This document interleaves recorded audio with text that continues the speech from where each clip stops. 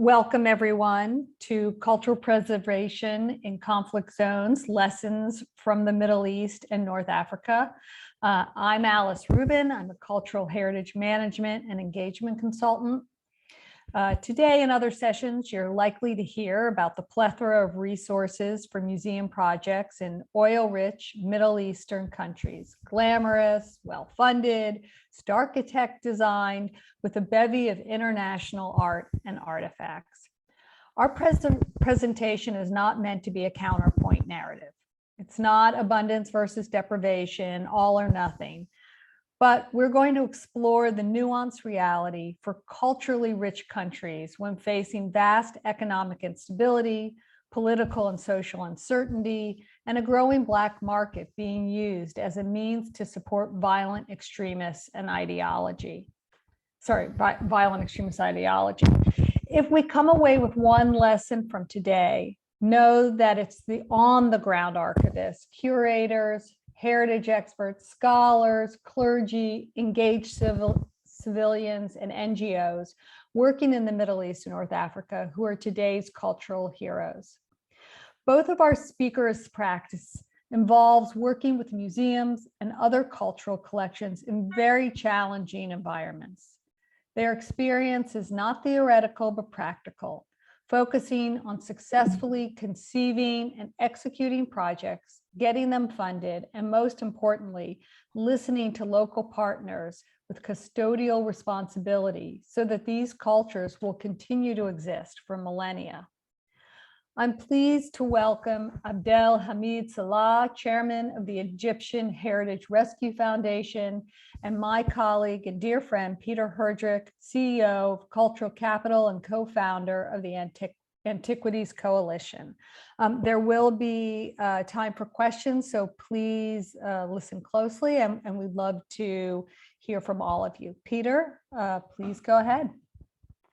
Okay, Alice, thank you very much. I'm going to share my screen and we will get started. How's that look? Good?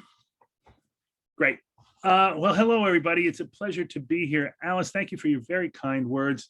I don't get called a hero very much, that's for sure. But it's nice to think that we are doing some good work, and I believe we are.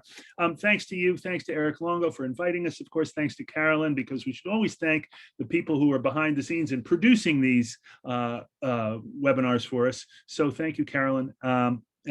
And today, also, of course, thank you to my colleague, Abdelhamid Salah al-Sharief.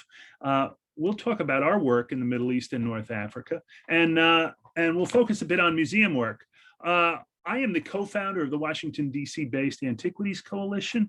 We are an NGO and we lead the fight against looting and illicit trafficking of antiquities. That's really my background.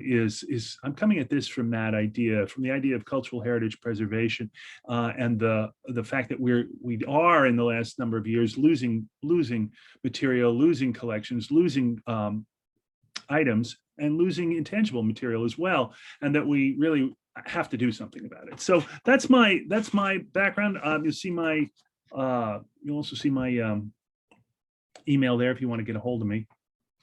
All right. Here's what we do. We combat looting and illicit trafficking of cultural material, as I said, and we also do on-the-ground projects in digitization and collection security and access. Now, the reason we do this is for a couple of reasons. So one, we started out really as an advocacy organization, and you might remember, I certainly do, that, you know, when I started doing this about 16, 17 years ago, nobody really much knew what cultural heritage preservation meant. Nobody had thought about it much, but with the rise of Daesh and the deprivations we've seen in the Middle East, in the last decade or so, people have become much more aware of it. We had taken an approach to this to make a lot of noise about it, to shout it from the rooftops that there was cultural material that was being destroyed, never to be replaced, our shared cultural patrimony, but most importantly, the patrimony of people who live in the region. So we took the name the Antiquities Coalition for a very specific reason. It is a coalition. It's a coalition because this is a problem that is really difficult to master. It's just complex. You know, we work with diplomats, we work with archaeologists, we work with museum people, we work with teachers, we work with the public, we work with civilians, we work with law enforcement, we work with customs agents, we work with a vast, vast group of people, all of whom have specific skills around for specific purposes when it comes to cultural heritage preservation. So what we did was we decided to be the Antiquities Coalition because we bring all of us together. Among the people we bring together are Alice, Rubin, and of course my dear friend Abdelhamid, who has worked on a number of projects with me in the region. Okay, so these are here's two examples of on-the-ground projects that we're doing. There we are. That's Abdelhamid and I in Cairo at his facility there, working with a group of Yemeni colleagues on digitization work. On the right, you'll see that's art. Whoops, sorry. Let's go back to that. That's Archbishop Najib Mikhail of the Chaldean Catholic Church, who's doing some teaching for us with our friends at the Syriac Heritage Museum in northern Iraq. This has been my focus here at the Antiquities Coalition for some time, is these on-the-ground projects that combat looting and encourage cultural heritage preservation. We often work on documentation and digitization of collections specifically. As likely you know, having digital records is of course a critical step in protecting them and sustaining any collection, especially in areas prone to conflict. In fact, it's so important the UN has enshrined it in international heritage policy. I don't know if you know this, but UN Security Council Resolution 2347, which was passed in March of 2017, sets forth a number of well-considered steps for cultural heritage preservation, particularly in the fight against looting. It proposes digitized documentation. Digitized documentation is a first step for member states to take. And I'm going to quote the actual resolution for you. It's Article 17. What they propose is introducing or improving cultural heritage and properties local and national inventory lists, including through digitalized information when possible, and making them easily accessible to relevant authorities and agencies as appropriate. Well, implementing this UN-endorsed international heritage policy is what we do. We're providing these on-the-ground solutions that directly support the efforts of UN member states and affiliate organizations by working with collections across the MENA region to create inventories, to digitize materials and collections, and to make them accessible through local and international platforms. This preserves and protects collections, makes them accessible, and fights cultural racketeering and violent extremism. So, if you're interested in a resource about this, this is one that we produced at the Antiquities Coalition. Again, there's my email address. If you'd like a copy of it, I'd be happy to send it along for you for your use. It's our infographic. It talks about how databases combat looting.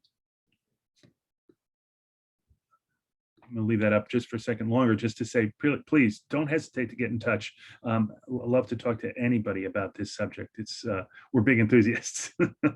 All right, so here I want to look quickly at some of the projects that we have undertaken across the MENA region. This is the wonderful team at the Kurdish Heritage Institute, which is in Sulaymaniyah in northern Iraq.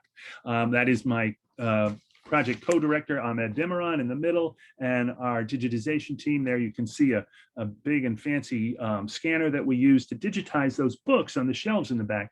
They have a great collection of heritage materials, probably the leading collection in the Kurdish language, in the Kermani and Sorani Kurdish languages. And those books now are circulating as part of the first active and functional digital library in Iraq. So we did the digitization. Well, we did it. We trained our local team. They did the digitization. They did the data management, got together the records. We used Omeka to get this online on their website. And now for Kurdish speakers especially, they can go online to access these books. You know, it's particularly popular in the diaspora. The positive results of this are really kind of surprising. They resonate out, and so people in the diaspora can access this material, which they couldn't otherwise get in hand. In northern Iraq right now, COVID is rampant, so we know that it's hard to get there for people who want to go visit. So this idea of making it accessible really is a critical question. Also, I should say that our funder on that was the United States Embassy in Baghdad, who generously provided us with that money for that.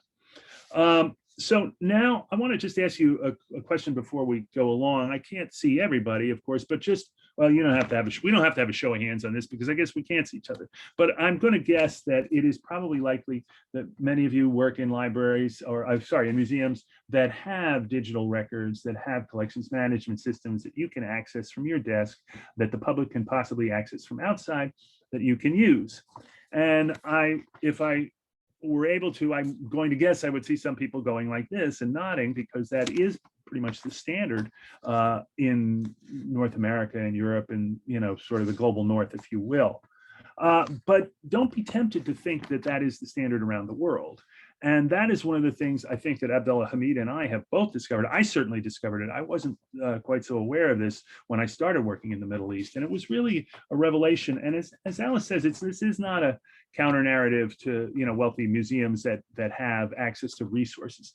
But this is rather just a look at how we can take advantage and how we can create the advantage that we can create by doing this, what I think of as digital infrastructure work, the work that that makes sure we have information that makes sure that we have photos in case there is ever trouble or even crisis. This is important to think about, and I want to tell you just a little story quickly. I was working with a museum in East Jerusalem, and they have a terrific collection of Palestinian textiles, mostly costumes, embroidered elaborately, you know, from the 19th and 20th century, and they were really interested. When we first talked to them, they were very interested in the idea of creating access to this collection. They wanted to show this collection off to the world. They really believe in its value, and it shows off the Palestinian culture in a way that is pretty unique. So what we did was working with, as we do all the time, we work very closely with our local partners. It's really something that we believe is important that we need to stick with. Talking with their museum director, I said, well, look, here's what we could do. We could do some training. We can set up a digital environment for you. You can learn to get this material online. It'll support your website. And this is the way we'll make your collection globally accessible. And he said, well, Peter, that's great, but you have to consider this.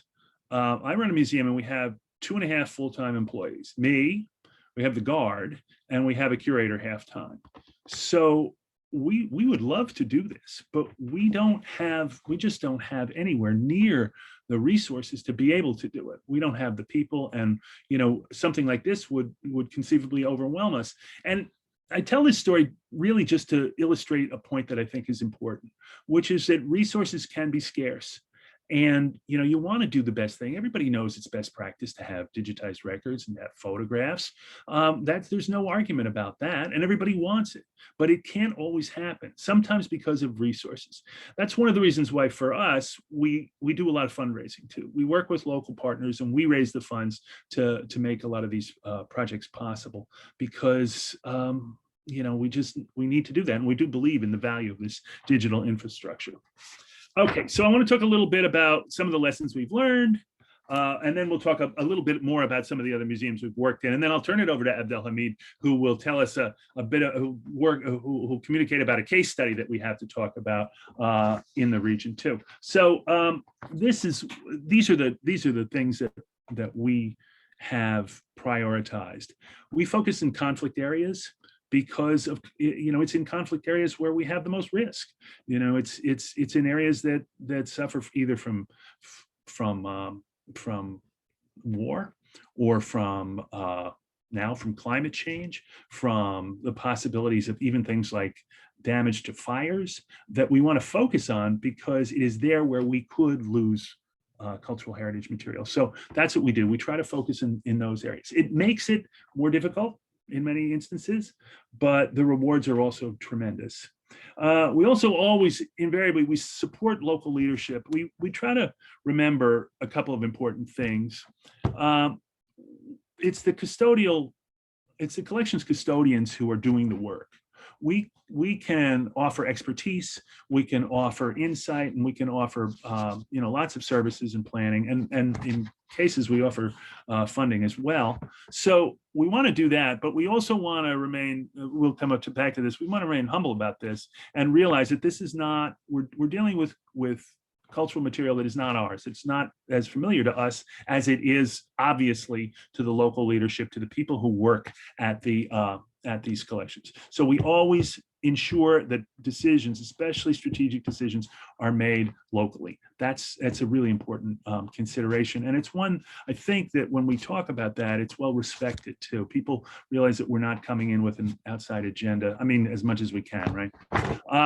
So one of the things we often do is we do training and resource provision. As I say, we train in digitization, we train in photography, we train in data management, we train in internet-related issues, and that is one of the things that we think has value too, because those skills can go on to other projects. We do the fundraising as I mentioned, and we try to at all times remember that. That we know a lot and our ignorance probably equals what we know at the same time. Okay, so I want to talk about a couple of digitization projects that we do. We're working right now in this is the Antiquities Coalition. We're working now in northern Iraq with a number of partners. We have support for this grant from the United States Agency for International Development. We thank them very much for that, and really for the generosity. This comes from American taxpayer money, so it's important to always say thank you, and that's what we do, particularly our friends and colleagues over at USAID. What we're focused on is religious minorities there. That's Archbishop Najib there with one of the manuscripts in his collection. You can see how stunning that is. Another place we work at the Syriac Heritage Museum. I'm going to try to focus on the museum side of this a little bit here. The Syriac Heritage Museum is an ethnographic museum focused on the Assyrian, Chaldean, Syriac community. It's a Christian community in northern Iraq. There's various estimates of how big it is, 300,000 maybe. They're in what's called the Nineveh Plain, just north of Erbil, but they spread throughout that region. It's much of it's in Kurdistan, but there's also populations in Iraq as well. I want to say about them just to make sure you know that what we're doing with them is we're creating a digitization lab to help them, and we're helping them with the reconception of their permanent exhibit, which includes video presentations. They're bringing their museum forward in terms of their technological capacity is what they're doing. So we also want to say that that involves training. We have a staff. We've hired 9 people there, 9 full-timers in their museum who we're paying with our grant money. Next organization we work with is the Centre Numérique des Manuscrits Orientaux, which is the Center for the Digitization of Eastern Manuscripts. That is Archbishop Najib. He's the Archbishop of the Chaldean Catholic Church in northern Iraq. If you happen to have seen the video of the Pope on his first visit to Iraq, when he went down the gangway to first set foot in Iraq, it was Archbishop Najib who was walking up the gangway to shake hands with him. This man is a hero of cultural heritage preservation without question. He was the person who was able to get his manuscript collection from Mosul across the border into Kurdistan, literally 15 minutes ahead of the so-called Islamic State as they followed him in an attempt to stop him. He really is a great man. Nominee for the Sakharov Prize, Intellectual Freedom from the EU last year. And what we're doing with them is they know very well how to digitize manuscripts. They've been working at it for 30 years. So what we're doing is we're passing money on to them. We don't have any particular we don't have much to teach them or much to help with. They have a perfectly wonderful operation set up already. If you want to see it, incidentally, you can go to the Hill Museum and Manuscript Library website. That's where they store and display and make accessible all their manuscripts, which really are tremendous. Okay, moving this right along. I realize I'm running long here. The last group we work with is Yazda. This is a Yazidi group, a Yazidi social service group. I want to speak just a second about the Yazidi population in northern Iraq. As you, I'm sure, all know, the Yazidis suffered as badly as probably any group around the world in the last number of years, when they were genocidally attacked by the Islamic State, where people were murdered in their homes and hometowns, where women were sold into slavery, where children were well, let's just leave it at that. And just to say that the Yazidis have understood a lesson. It's a lesson, I think, that's valuable repeating, which is that obviously you have to do what you can to protect and preserve your cultural heritage. But the Yazidi heritage is mostly oral. It's not, they don't have like Archbishop Najib has a whole collection of manuscripts. The Yazidis don't. They have their religion is passed down orally. It's based on something called kewels, which are religious teachings that are learned from one generation to the next. So we're working with them on video documentation of intangible cultural heritage. That's what we're working with them. These are young filmmakers who we've been training. We've been training in cooperation with a great group from Morocco who specializes in tangible cultural heritage. I will say that Abdelhamid has been a great consultant on that as well. Okay. The other work we're doing is with the Ministry of Culture in Algeria, where we're working on a couple of important things, a digitization, really a digitization survey for the ministry. They want to get a more comprehensive approach to their digitized documented materials. We also work on legal, updating legal language to bring laws in the country into alignment with other contemporary best practice, I guess I should say. And we also work on a photo guide with them for their police and for their customs people, so they can help to identify items that might be in the illicit trade from Algeria. All right. That brings me to our case study. Abdelhamid and I are involved in a project at the National Museum in Aden in Yemen. It's an emergency intervention that we're doing, funded by the Alif Foundation in Switzerland.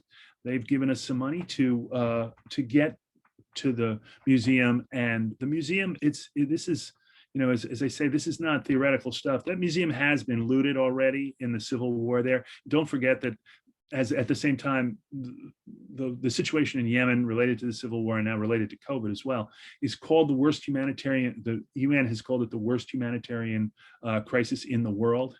It is a challenging place to work. We're working there together. And at this point, I'm going to turn it over to you, Abdelhamid, as the person who has really, who's really been behind the implementation of our work over there. So over to you. Thank you so much, dear Peter. Thank you, Alice. I would like to share my screen, if you allow me, please. And while I'm sharing my screen, I would like to have a good connection, because I'm doing this outside of my office, and hopefully that my voice is clear. Does it clear, Peter, my voice? Yes, great. I'm so happy to join this wonderful workshop and this wonderful conference about museum and work related to museum and virtual.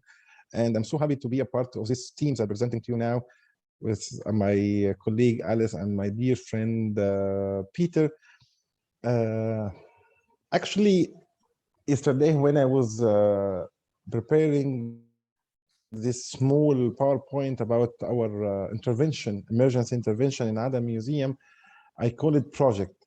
But just I was telling this to Peter, discuss with Peter like 30 minutes ago, that we received another voice message from our partner there, Mr. Muhammad, who is at the same time the director of the museum, and asking us to be patient until he got security approvals and try to open the storage so we can continue our work. And from this moment, I decided not to call it a project, but actually I'll call you a story. a story that connect people from east to west, connect people that without any more care about what is happening there or what is the conflict there. It's people just worry to keep and protect cultural heritage. And as just Peter said, that Yemen in a very, very worse condition and people are really suffering there. So you can imagine their cultural heritage, how much they are suffering there. This story, it's connecting between Peter, which is represents the US in our project, as well as TEM and Ali Foundation that coming from north of Europe. We're also trying to protect cultural heritage in Yemen, and our team, which is here in Egypt, Egyptian Heritage Rescue Team, and of course, the team on ground in Yemen that represent the governmental authority as well as volunteers there. Actually, we start our project in the beginning to bring those people from Yemen here who are going to do the work, or are going to be responsible of the work, to give them a training how to do digitalization, how to document their artifacts in a proper way, and how we can secure a digital copy, actually, because these people are suffering not just because of conflict, but also because of secondary hazards related to conflict, which is looting in a very large scale. As you see here, Peter, me, and my colleagues are trying to focus with them, working with them day and night, telling them how to do even to do digitalization, to do the photo documentation, not using a very advanced technology actually, but no, with tools that they can have with mobile phone. And we bring them, some people adapt their knowledge how to use mobile phone to document this. And thanks to also our partner, Tropic company, which is applied a Tropic software application for mobile that really helped a lot us in order to do this kind of documentation using very, very simple and very easy stuff, which just only mobile camera. And we give them some situation and tell them how they can assess the risks, how they can assess the building, how they can assess its condition, if they can realize risk or not, how, when they can intervene, when they cannot intervene, using some examples here in Egypt while we were training them. As you see this photo in the right of your hand, you see before it was a photo took in the day, and now it's a photo took in the night, because it was a very limited time and emergency situation. So we were working with them day and night in order to deliver as much knowledge as we can so these people can apply it. And in the left photo, Peter and my team are with the authority of the Yemen who are responsible for this. Actually, because of situations that it's day after a day accelerated there, a lot of risks are, these people are so exposed to this kind of risks. So we couldn't open the storage due to many reasons, actually, because it's rooted before and government need to be sure all of these things. And every week we got a news from our colleague in Yemen, from our government, that Houthis and this armed army are very close to the location of Aden Museum, but we cannot do anything there. Okay, we couldn't help these people, but said then we talk together. So we talked with Peter, we talked with the Yemeni group, and then we decided that it is good at least to save a safe copy from their inventory. Why? Because they only have one copy, and one copy only, with this condition that you see in the photos here. It's handwritten, and in many pages, hundreds of pages, are very, very bad condition, as you see here, and it's very fragile to any kind of damage.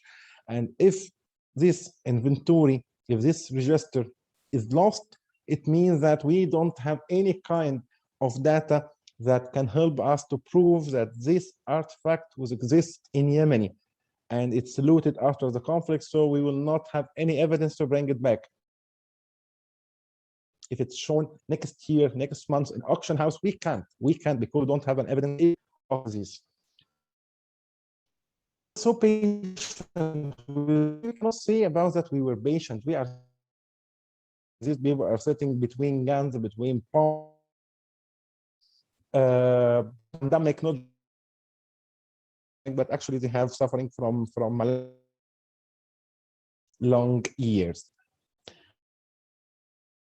4 or 5 months until there, in order to receive all the files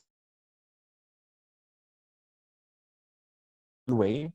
So we write all this file to prepare it to store it on an digital database just for Aden Museum. And actually we could, you see, if you would go back to this screen, you see their register, the photo small, take it with very, very, very low and bad resolution. And the only photos they have, they couldn't enter the storage. We try to work and treat the photos in order to have this, okay, and extract from their inventory so we can use it. Then develop the database for samples in Arabic, but it's having all the fields that can present and reflect that they have, so we can secure it.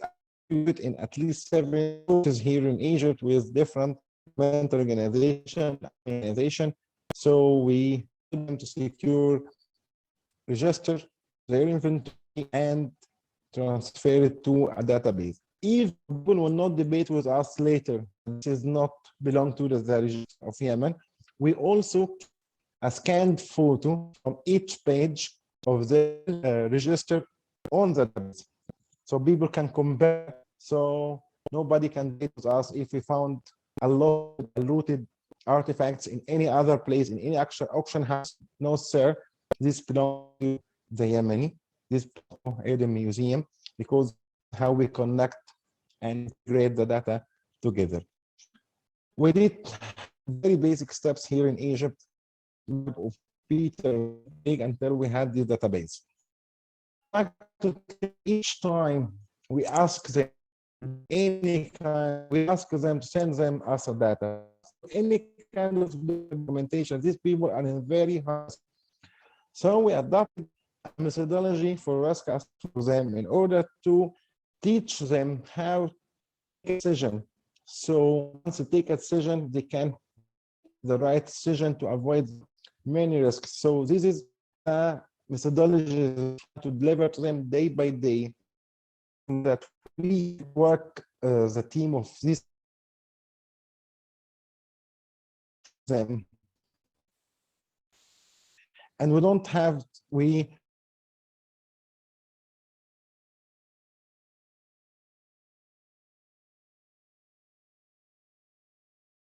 and that every single moment there, day by day, not just big, huge guys carrying a weapon, but actually young people carrying a weapon. So people in Aden need really to understand their history, and they cannot understand their history if they don't conserve their history for them. And remember this photo very well while you think about Aden, and while you think colleagues in Aden conserve their heritage. Peter, back to you, Alice, again.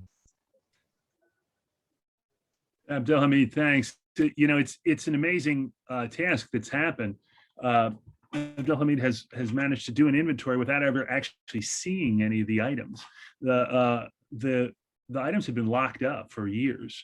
They're behind sealed steel doors for security's sake. So we really want to get in there and take photos and compare those photos to these the historical photos. And we can't, because we can't get in. But it was extremely clever, I thought, for Abdelhamid to come up with a way to use those old registers that we have to at least get us started with an idea of what exactly we have. And some, you know, and someday we trust that security will ease and we'll be able to get in. One last thought about that, and then I'd love to ask for questions. And that is this: when I was there in Cairo, and when we all got together with our Yemeni friends, I did ask one question, and it's a question I try to ask on all these projects, which is this: you know, look, we could be doing other things. We could be working on providing clean water, or we could be working on healthcare, or we could be working on food, supplying that, but we don't. We work on cultural heritage preservation. How do you feel about that? Is that something that you're comfortable with? And I can say that ask that question on every one of these projects, and we always get the same answer. And that is this: please keep up this work. This work is terribly important. It's the kind of work that other people are not doing. We have help with some of these other things, but we also recognize the value of this cultural heritage. It tells the story of who we are. It means something to us, and it represents us to the world. And those feelings are, I would say, a blanket all the collections that I've ever worked with. The commitment of local, Alice, you said heroes. Here's the heroes. Those gentlemen from Yemen, they're heroes. They work in an environment where there is no COVID protection. They work in an environment where there are roadside bombs, where we had to stop. We thought we were about to finally get into the museum collection, and we couldn't because the security situation deteriorated after a bombing in the city. So we realize that there are people who are committed, and there are people who feel like we do, that this cultural heritage material is incredibly important, that it means something. It means something to us as well, that it's one of the things that, you know, that connects us to other people around the world, and that we have to do what we can to help preserve and protect. So with that, you know, Alice, do you want to open it up to questions? Back to you. Yeah, I'd love to. Please, if there are any questions, put it in the chat and let me know. You know, I have a quick question to both of you. You know, given today, you know, deep fake and fake news and misappropriating imagery, how do we keep safe the documentation and verify it so that we know that we're seeing the actual work itself?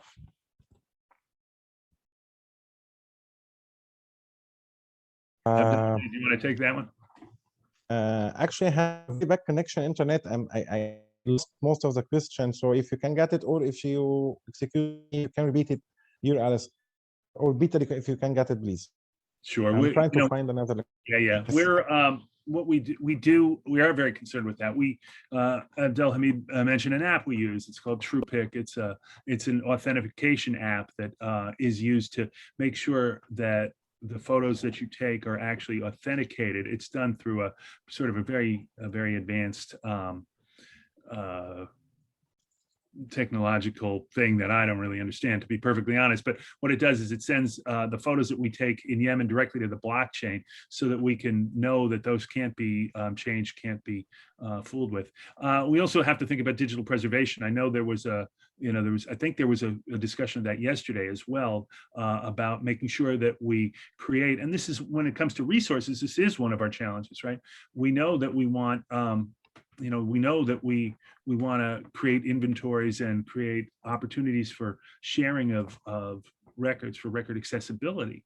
But we also know that over time, that's going to be an expense. And we have to think about that. For instance, when we budget, we have to think about that it's not, we're in for 2 years and then we're out. If we're in for 2 years and we help build infrastructure, we have to plan for longer term as well. Great. What is the first step any country needs to do if they know that they have a collection of, whether it's tangible and intangible heritage, that needs documenting? What would you suggest? For me, heritage or artifacts, sites, collection, unmovable, it's an evidence of a history. If you don't have this evidence, we can talk a lot of for history. We can debate about history. We can change the history, but with evidence, we cannot change the history. We cannot change the civilization of any people. So you need to keep this evidence in a situation, in a global that's suffering from a lot of hazards, a lot of risk, a lot of conflict, and a lot of financial resources. So we need to keep a document about this heritage. We need to start with a basic inventory system. We need to start with basic. This kind of thing is maybe cost you a lot of money, but if you would like really to do it, it can cost you a very little money if you just analyze your system, analyze what you have, assess the tools that it's available, and then you can create a documentation and can create a data center that is not a huge one, not a fancy one, but a basic one with a very, very limited resources. We start doing any declaration to keep this evidence alive. I'm a big one for infrastructure too. I think that it's really important, and it's something that we can concentrate on and do it for a reasonable amount of money too. Always important to consider. Yeah, one thing before we wrap up, since our time is, we have only a couple more minutes. Given that technology changes, what are your organizations doing to ensure that the digitization you're doing now is protected for later? Well, you know, there's some things that you always do, right? Lots of copies keep stuff safe, right? Make lots of copies, have repositories. Try to work with, one of the things we often do is I worked on a project, the Digital Library of the Middle East, which is an organization which federates collections and which offers repository services. So we try to think about that. And then it's that other question of, as I said, of digital preservation. We have to think about that in the long term. I think those are the answers. Abdelhamid? I totally agree with you, dear Peter, and I can say more about what you say, but actually, I see it in a way that, yes, safety for human, as we said before, and would like to add that it's too important, but actually the history is so important. And we have a concept that cultural heritage cannot wait. And this slogan starts with Ikram in Italy, in Rome. And yes, people are important. Also, their heritage are so important. So this has a value, and this has another value. Nothing to compare between this and this. We have to keep both safe and sound. Mm-hmm. Mm-hmm. Yeah, absolutely. Well, before this conference, before this session, I was talking to Peter and I said, how can we work in the phrase, the center of civilization, or the, what's the phrase? I'm actually Cradle of thinking, civilization. cradle of civilization, which we all learn about when we're doing world studies. I mean, let's remember, this area is the cradle of civilization, and much of the work that we do in the Western canon comes actually directly from the existence of these countries and the culture and the heritage that they built. And it is worth preserving as much as any culture. And this is incredibly important work. And I want to thank both of you, Peter and Abdelhamid, for all the work you're doing, the Antiquities Coalition, the Egyptian Heritage Rescue, and many of your funders, USAID. And please, please get in touch with either myself or Peter or Abdelhamid. We'd love to talk to you. Go ahead, Peter. I just wanted to finish with that same Sure. thing. Folks, if you know any collections, or if you have an idea of projects that would be of interest to us, we'd love to hear. As I say, we're willing to fundraise and go out and look for that. Also, if your institutions are interested in collaborating or in working with an institution or an organization in the region, that's another great way to get involved in all this. You get a great sense of you get a great feeling out of all this. You get the feeling that this is something that we can do in response to the loss of the heritage that we all are committed to, that we all are, dedicating our lives to. This is something that we can do to really make a difference. So we encourage you to please reach out. Don't hesitate. Thank you. And also, just lastly, remember that while we focus today on the Middle East, North Africa, this work is going on around the world. And the Antiquities Coalition is focused on helping any community at this time. Thank you, everyone. And hopefully we'll hear from you soon. Thank you.